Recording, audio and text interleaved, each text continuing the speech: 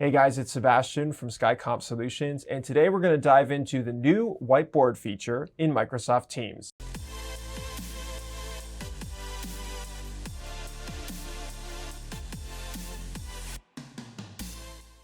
So we have the Microsoft Teams whiteboard feature open. A couple things to go through right at the top. You're probably wondering, how can I make sure that not everyone in the meeting can just draw all over this? If I'm trying to present an idea or I'm trying to discuss something and I want control over the whiteboard and not my attendees, here's a quick setting to make sure that works. There's a settings gear in the top corner, not of the Teams window, but of the whiteboard. There you can say, other participants can edit, and you can cross that out.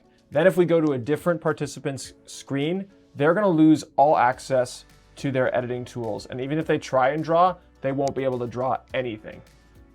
And you can easily go back to that settings gear, flip that on, and make sure people want to edit. So if you want to do some preliminary stuff, add your own things, you're able to do that. In these settings, you can also import a PNG image. So if you're working with an image file that you want to show off to the rest of the team, you can do that. You can also format the background to have a grid, to be a little bit bigger of a grid, to have a graph, to just be regular typing, to have a little bit narrow of space, triangles. So this really helps for anyone who's in a design kind of area of work. You can really choose what you want to work with.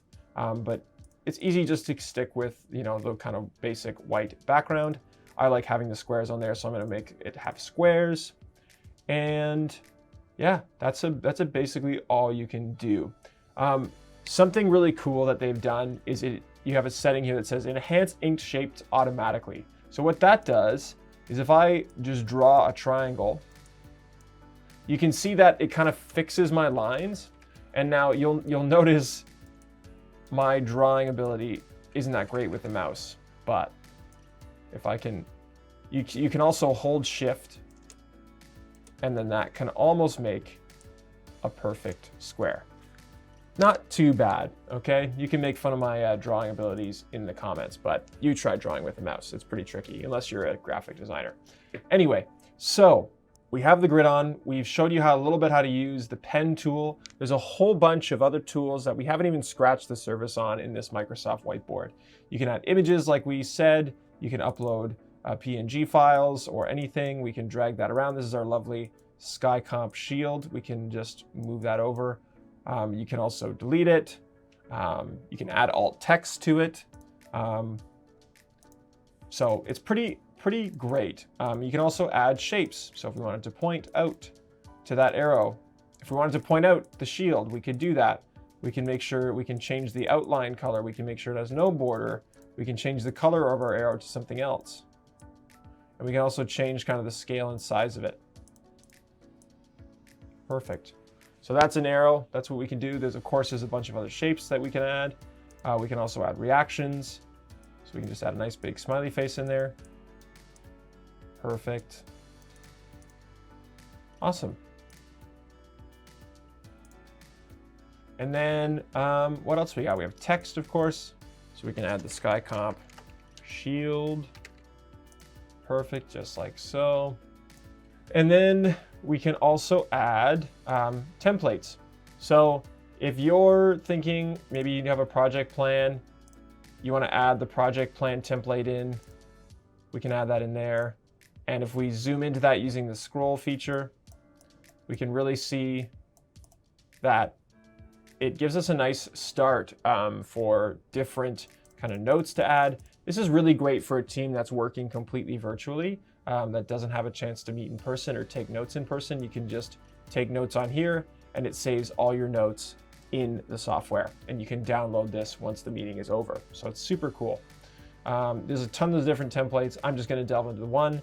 If you're deciding like, no, you know what, I really don't like this template, you can just you can easily use the lasso tool, click, drag, and select all of it if you don't want it anymore, and you can delete it pretty simply. Same goes for our SkyComp shield and such. Oh, there we go. We want that gone. Perfect. So the one other thing we didn't really go through in this menu is documents. So something you can do is you can go into your documents, you can find a PDF or a document or a Word doc that you want to import into your meeting here into the whiteboard. And I just have our SkyComp brand style guide, so I can insert that, the top page. And you can easily go back, select the document again that you want to import, and you can select all the different pages and insert all pages, and it kind of keeps them in order here. So if you need to show off a PDF to your team, you're easily able to do that, and they can scroll in nice and close and get all the detail that they need out of that document. So to scroll in and out like that, again, I'm just using the scroll bar.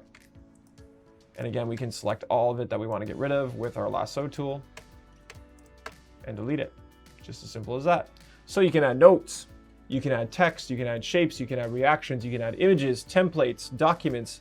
You can add anything your heart desires into this Microsoft whiteboard.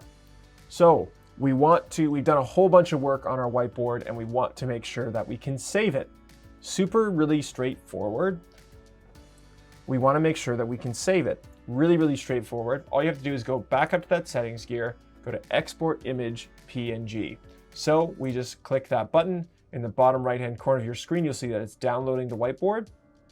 And then if you go to your downloads folder,